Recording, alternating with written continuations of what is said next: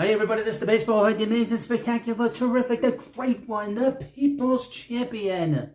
Your host, and welcome back to the baseball head. Hope you like this video and smash that subscribe button. I've been a little bit busy here at the baseball head, rearranging things and painting here.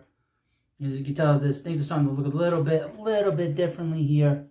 Not very crazy color in this place.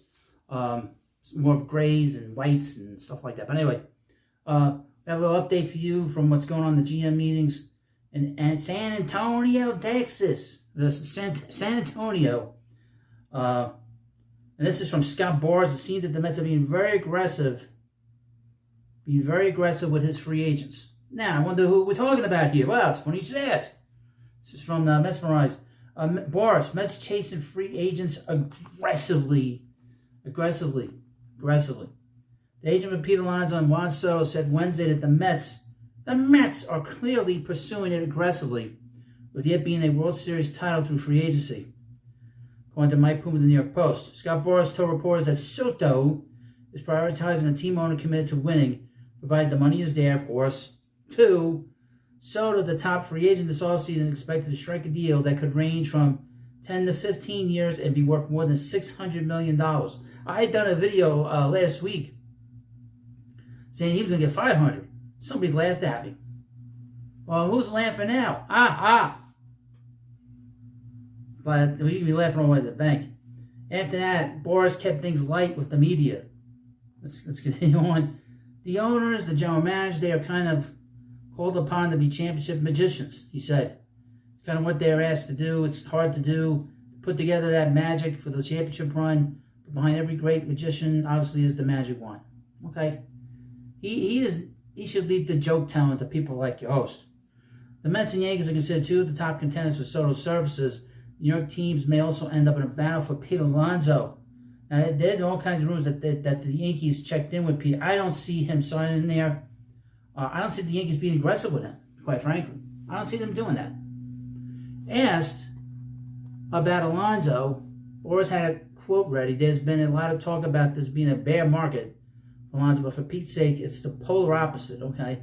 Boras added that pitcher Sean Manaea had a very vast market, Puma reported. On another of his clients, free agent third baseman Alex Bregman, Boras said he provides an infusion of championship blood. He's AB positive. Can we get any more cliches from this agent?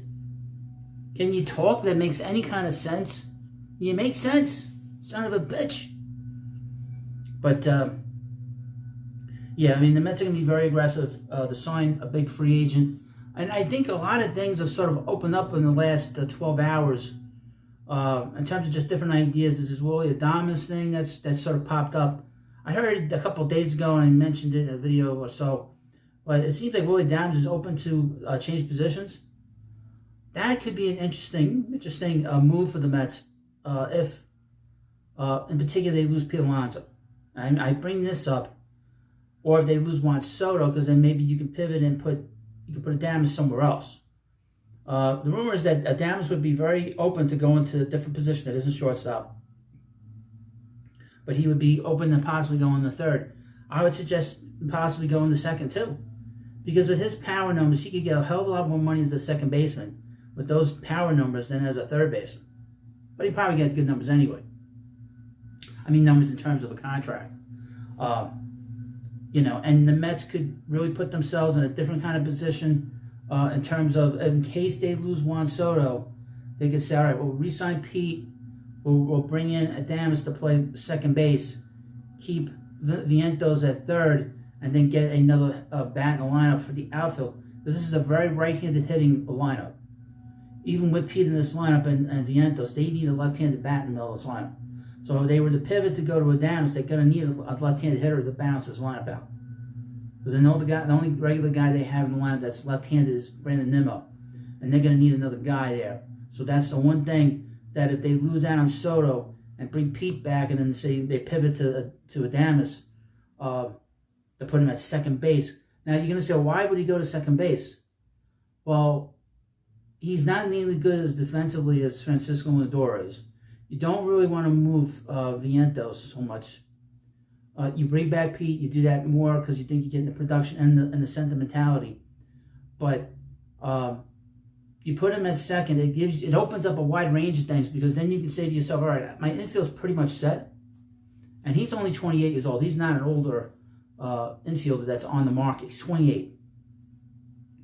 So at that point, you can say to yourself, you can make Luis and Alcun, you can put him in center field, you can put Jeff Williams in center field, you can make, maybe put Brett Beatty in the outfield if you want to, you can make him available on trade, you can make Ryan Mauricio available on trade. There's any number of things that this team could do if you were to do the certain moves here to be creative.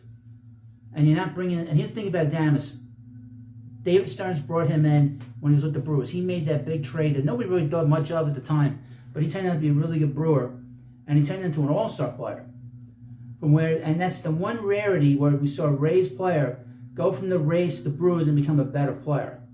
And we saw that with him in his career. Now, he's a very interesting player, in my view, because he's got a little fire in him. We saw that fire when the Mets played him. He got a bit of an attitude, which is good.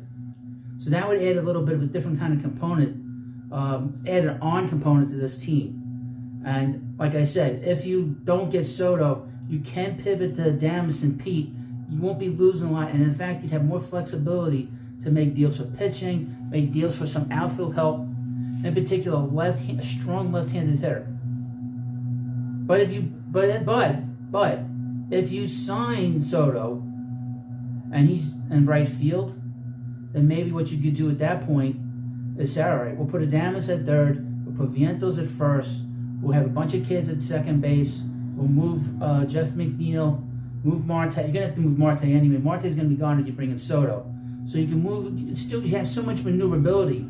This is such a great offseason for the Mets because they can do so many different things, not just in terms of the free agency, but also with trades, and just opens up everything. Well, you let me know what you think about this video. What do you think about the Mets being open for business for all these free agents? And can we leave the jokes to the people that are comedians like your host? Well, anyway, thank you for watching this video. Please subscribe to Baseball Hype, and I'll see you later.